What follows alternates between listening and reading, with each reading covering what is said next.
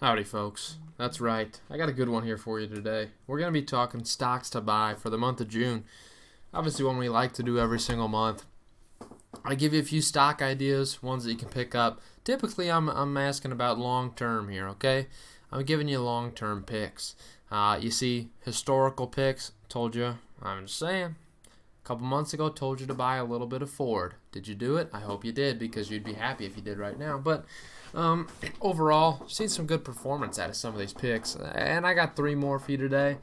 We're gonna get right into it. Obviously, as always, let me know in the comments what you believe. What are you buying today? Anything in particular? If not, nothing special, then just let me know what you think.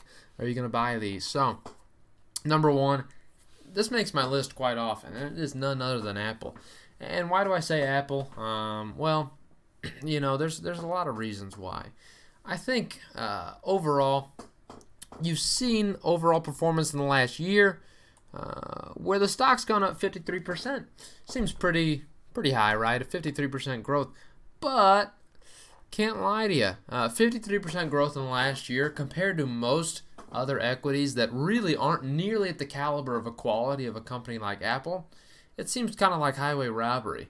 I've seen a lot of other companies up 60, 70, 80% in the last year. That's obviously including the post-March bump, which, everything's up higher percentage, obviously, because the massive, 40% decrease in the market last March.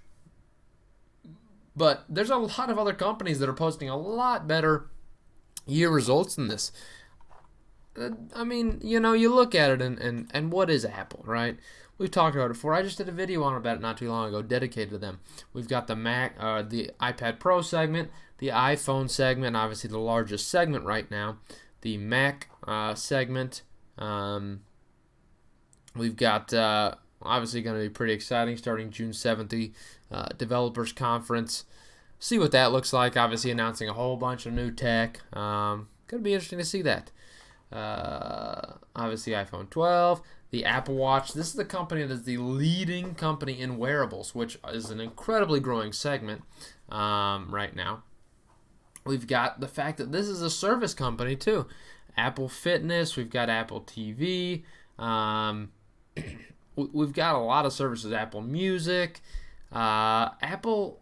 Let's be clear here. Services is taking over on this company and becoming the largest segment slowly but surely. So this is a company that's ever evolving while still growing the core businesses. The iPhone business just took off. This most recent quarter, quite spectacular. So the core business is still growing, and they added this services segment that is now doing incredible work. And obviously they have the Apple Card as financial too. This is the most well-diverse company that you could really dream of out there. So it's a good reason why I like Apple. You look at revenue by segment. This is since 2012 here. We can break it down however we'd like. We look at the iPhone as highlighted now. Still consistent growth. Really good numbers. Typically you see a better Q1 because normally release dates will come around there. So that's when you get your usual release dates. So that's why Q1 is typically higher. But overall, great numbers on iPhone. Seeing pretty well consistent growth, although it's been somewhat slower, but pretty nice. The Mac segment, as we have highlighted here, pretty small segment of the overall revenue, but it has been one that's very consistent and has not shown a decline. In fact, has shown some increase. We'll bring it to just the Mac segment for you to see, in case you were curious. Not bad, huh? We've got the iPad segment. Has been pretty dull. This was a segment that was declining, as you see, from 2014 really to 2018. And since 2019, has actually started to see some increase. So they're starting to bring it back. So iPad segment doing pretty good. Here's the incredible segment in the iPad, or the wearable segment. This is what I'm talking about, a massive growth industry here, as really everyone's getting a smartwatch. We all know it. And when you are, you're probably getting, more likely than not, an Apple Watch. It's a well-known brand, really quality technology, and you know what you're getting with it. So wearables has been incredible for them. And finally, we have the services. Now that is the most pristine revenue chart you've ever seen. That's the most pristine revenue growth chart ever. Consistent. You see that line, baby? That's right, straight up. It's a good thing they show this one is segmented with green because it's nothing but green on this baby. There's growth everywhere. Now, this is just an incredible segment. What they've been able to do with the services portion of their business is quite incredible. So that's why I like Apple. You see the company, market cap of $2 trillion is expensive, right? 2.8 or $0.8 trillion. You see that and you're like, what in the world? That's pretty pricey. But I look at a trailing PE of less than 28 and a forward PE of less than 25. I see that and I see darn cheap. We're talking about an overall market trading at a 35 PE ratio. This company is trading below that. On top of that, it's one of the best companies out there, and it's trading below the general market. I think that's a little bit unfair. We look at overall revenue, and you've seen substantial growth over the last several years on this company. Not only substantial growth, overall net income, substantial growth over the last several years. So this is a company growing in every segment of the business for the last several years, yet it's trading in a really valuation that's a lot cheaper compared to the general market. Bringing in $325 billion in trailing 12-month revenue, trading at a $2 trillion market cap doesn't seem as expensive at that rate. It really doesn't to me. We're talking about 6 times the value there. Really not that expensive compared to the general market. And let's just point out to where it was. April 28th, they posted the biggest earnings smasher I've seen in my life. They beat the revenue estimate by $12 billion. It's an incredible beat. I mean, I've never seen a beat so substantial. $12 billion revenue beat. Where's the stock gone since April 12th? Or April 28th, I should say. Well, that's one I want to look at. I just want to give you a little bit of a look. April 28th. We'll have to look 6 months, obviously, unfortunately. Since that earnings report, this stock is down 7%. Excuse me? This stock's down since the biggest earnings smasher I've seen in the history of the market. Good grief. I know that's a little bit of a hyperbole, but it's an incredible number. I haven't seen such an amazing beat in forever. It's so hard to find a beat like that of $12 billion over the estimate. And this company pays a small dividend, but it still pays a dividend with growth for the last 8 years. 17% payout ratio, there's room to grow. 10% 5-year growth rate. I don't know how you can't buy Apple at this rate. There will be a big bull run for Apple in the next 5 years. It's just inevitable. I hate to say it, but this thing's just not received the fair valuation I believe it's deserved. So that's what I got for Apple. Secondly, we got a little strange one. I haven't talked about it too much. I don't really mess with a lot of pharmaceutical companies. Biopharma is not necessarily my segment. But here's Gillette Sciences. There's a couple reasons why I have this on here. So this is a stock that's really seen some unfortunate performance in the last year. Overall market up significantly. This is a stock down 12% in the last year. You look over the last 5 years, it's a stock that's down 24% over the last 5 years. You see that and it's a little bit disconcerting, right? You see that. It's not a chart you want to see for a stock you want to invest in. But for me, I see an opportunity. You look at overall with this company, what they do. Obviously, medicine, right? They have a couple big segments. Obviously, their main segment being the HIV/AIDS segment. Pretty big for them. They have some big drugs in here that you might know people that use, from Descovy to Truvada, huge drug there, and what they might use. Liver disease, Harvoni, you might know people using these ones as well. From a hematology, oncology, and cell therapy. Yescarta, main portion of this business, but we'll see. I mean, you might know people using these. Cardiovascular health, inflammatory. Obviously, you know Tamiflu. You know that. I've had to use Tamiflu before. I think, now correct me if I'm wrong, I swear I had Tamiflu for, which I might be wrong. Look, I'm a survivor here. I was a child who succumbed to a little bit of swine flu. That's right, I had it. I had the swine flu. Can you believe it? And I'm alive today. I was a kid. This was dangerous stuff.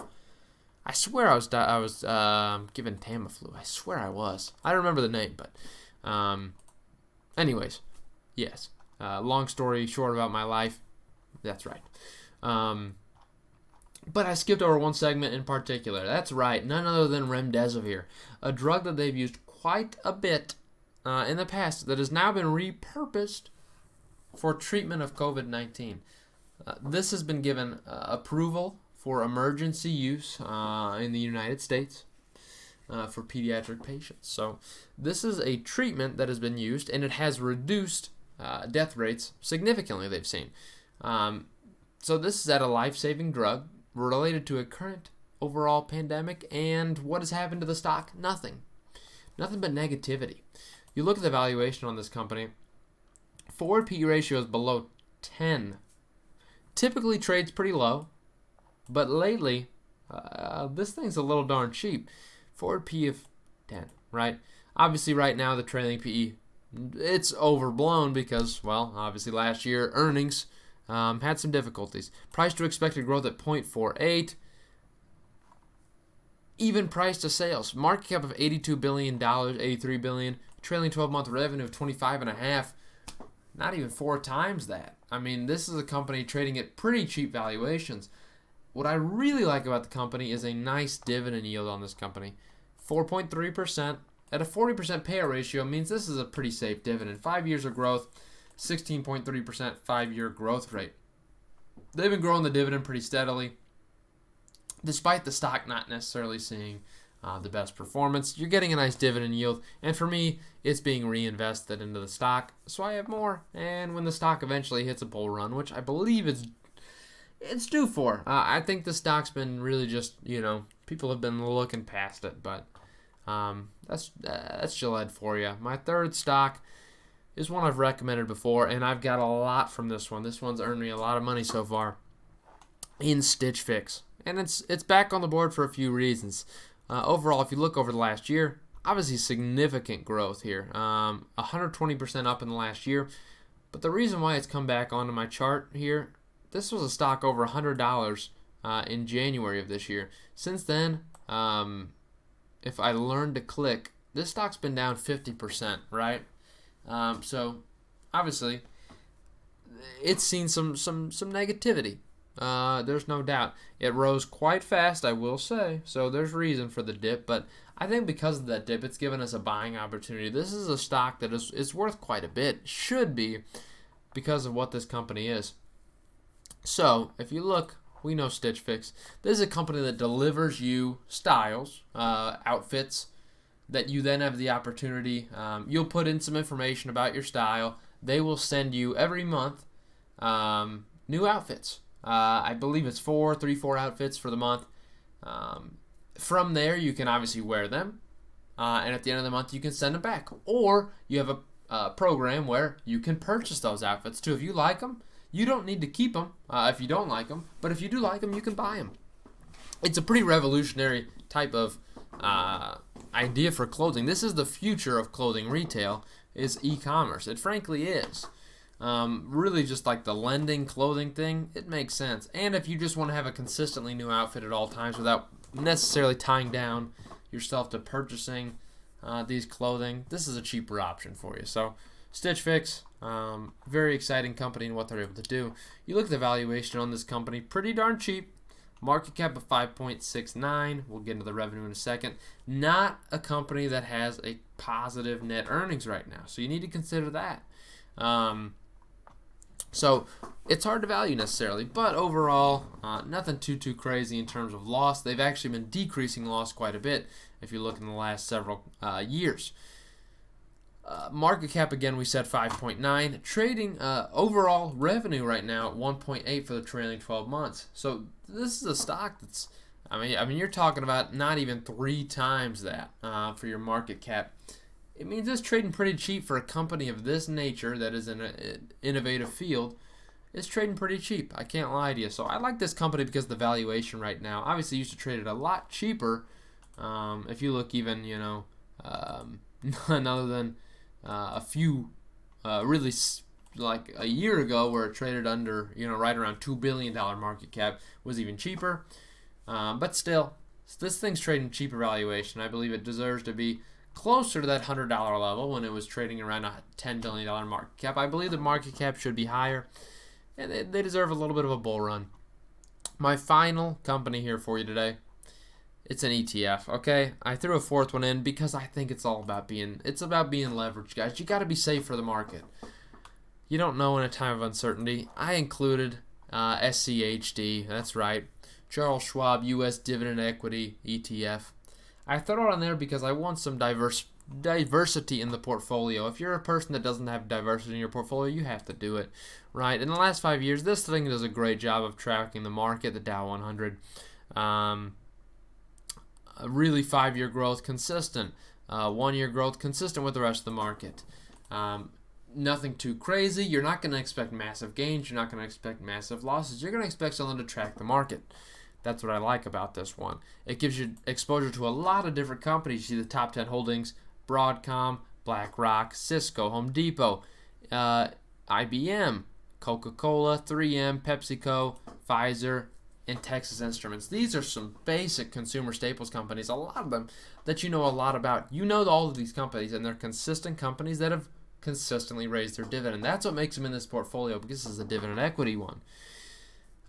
You see the breakdown in terms of what they're into: 22% financials, 20.4% in information technology, 14.3% industrials, consumer staples 14%, 11.6% healthcare, so on and so forth. So I like that. Diversification is in this one.